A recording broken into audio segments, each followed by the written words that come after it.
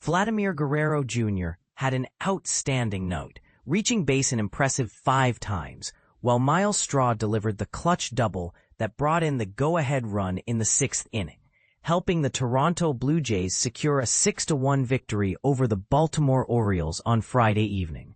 This win adds another highlight for Toronto, currently the best team in the American League. Guerrero's performance was nothing short of stellar. He went 3 for 3, all singles, showcasing remarkable consistency at the plate. On top of that, he earned 2 walks, including 1 intentional pass, which boosted his batting average to a robust .305. For those not familiar with baseball stats, a batting average over 300 is generally considered excellent and indicates a player who reliably gets hits. Later in the game, Daulton Varsho made a significant impact off the bench with a 2-run pinch hit double during the 8th inning, contributing to a 3-run surge that really put the game out of reach against pitcher Sean Dubin.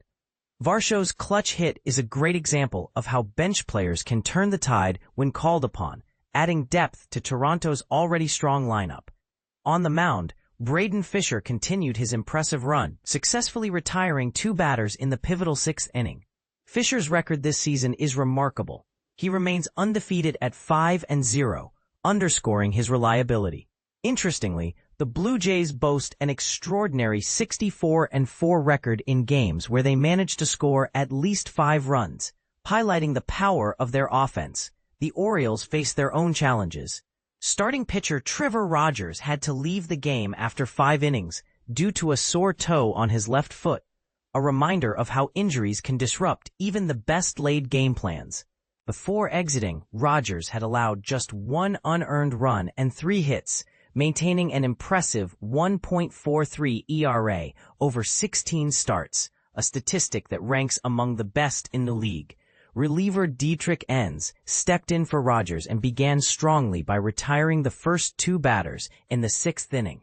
However, an infield single by Isaiah Kiner-Falefa, followed by a throwing error, paved the way for Myles Straw to double and score, giving the Blue Jays the lead 2-1. This sequence underscores how small mistakes, like errors, can quickly shift momentum in baseball.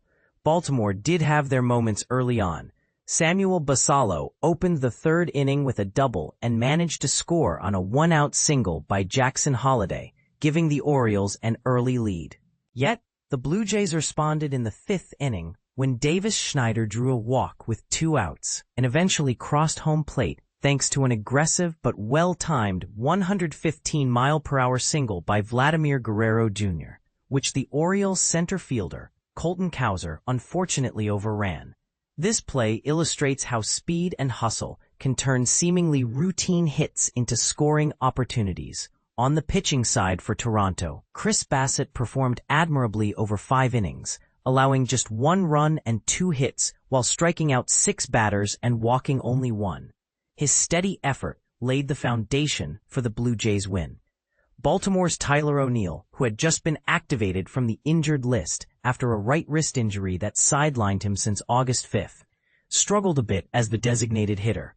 O'Neill went 0 for 3, but managed to draw a walk, though he also struck out twice. Coming back from injury is tough, and these early struggles could be part of his adjustment period. One of the more dramatic moments of the night came when Colton Cowser made a spectacular diving catch in the 6th inning to retire Ty France, showcasing why defense is such a crucial part of the game. Despite their strong start to September, the Orioles suffered only their 2nd loss in their last 10 games, a surprising slump for a team that had been playing well recently. Looking ahead, fans can anticipate a compelling pitching matchup on Saturday between Toronto's right-hander Max Scherzer, who holds a 5-3 record with a 4.36 ERA, and Baltimore's righty Tomoyuki Sugano, who currently sports a 10-8 record with a 4.51 ERA. Will Scherzer's experience and skill help the Blue Jays extend their winning streak, or will Sugano rise to the occasion for the Orioles? This promises to be a fascinating game, and the debate over who will emerge victorious is sure to spark plenty of discussion. Here's something to ponder. Considering Toronto's incredibly strong record when scoring 5 or more runs, Should teams place more emphasis on boosting their offensive output rather than relying solely on pitching? Or, given the importance of sustained consistency on the mound, is defense and pitching still king? Share your thoughts. Do you think offense or defense holds the key to a championship season?